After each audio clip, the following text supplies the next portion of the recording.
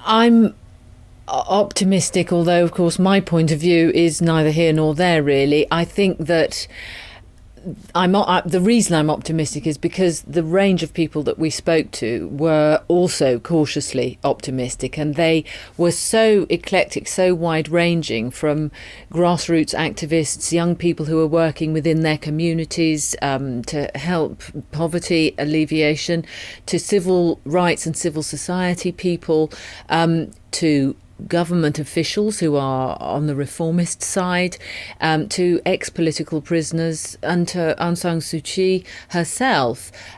Everyone was giving the same message, which is that this change, this space that appears to be appearing in what has been a very bleak picture for a long time, is real and not just window dressing. Now, you met Aung San Suu Kyi. What did you discuss, and what were your impressions of her?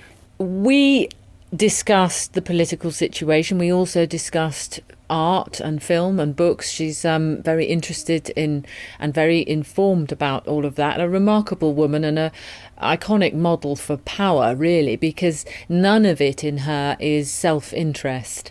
You feel that this extraordinary personal power that she has exists because her real investment is in her people. And in particular in her young people. So we talked about the situation. She said something that I thought was very telling. She said, whatever happens, it must not happen with indecent haste. She was very clear about the gradual process. And that made sense to everybody we spoke to. Nothing can happen too suddenly because there are too many variables at work. And any advice that's coming in from outside really has to be the right kind, has to take the poor men and women of Myanmar, Burma into consideration, and also has to address the human rights and women's rights in particular. Indeed, Aung San Suu Kyi has been criticised since her release from house arrest for supporting engagement with the country's rulers. How does she see that strategy playing out? I think that from what I gathered from her, she feels that the president and some of the people around him are genuine about reform. I mean, if anyone has reason to be suspicious of that, it is her, and indeed the ex-political prisoners that we by chance happened to meet.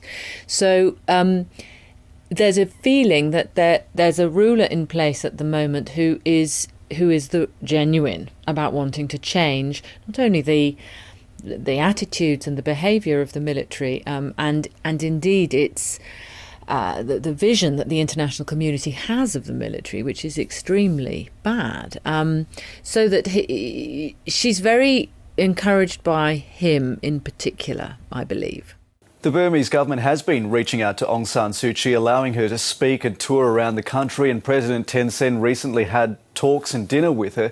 But there's considerable suspicion that the regime is using her to manipulate the world into easing sanctions. Was that your impression?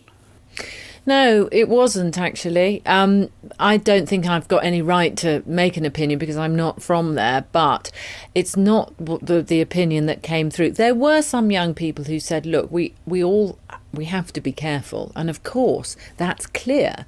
This military dictatorship has hung on with a very, very tight fist for over 50 years. So of course there has to be caution.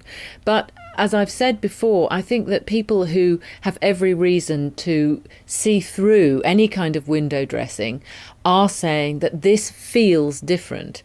So they're applying an emotional intelligence to this that sometimes is not given, say, in political discourse. But in this case, I think it's worth listening to. The Burmese government recently suspended plans for a massive Chinese-backed hydroelectric dam on the Irrawaddy River that threatened to displace thousands of local people. What does it tell us about the Burmese regime that it was prepared to listen to the criticism it received domestically at the expense of one of its biggest trading partners? Absolutely. And in fact, they're in the process of talking to China at the moment, trying to ease the smart that left behind. The word from everyone I spoke to, including very high-ranking government officials who might, of course, have not been being truthful, but it seemed to very much mean that the president was adamant about listening to the public, that he had a lot of people saying, no, we've got to go ahead with this. This is 3.7 billion or something. I'm not very good at numbers, but it's something enormous in terms of influx of income. But he said, this is not what the people want. And he was getting the message from many different places, from civil society groups, from the radio, from a group of advisors that he had put together to investigate what the feeling on the ground was. And when he got that message, which was absolutely against the dam, he said, well, we can't do this. And I think that for a lot of people, that added to other things, other little marks of the release of Aung San Suu Kyi, the easing of censorship and so forth, has added to this sense of reality. If Burma's at a tipping point, what is next? Because it's still a long way off from affording its people the comforts and freedoms of other nations, even other developing countries. Yeah, absolutely. It's going to be a very long and difficult process, I think. Again, no indecent taste, as Aung San Suu Kyi said.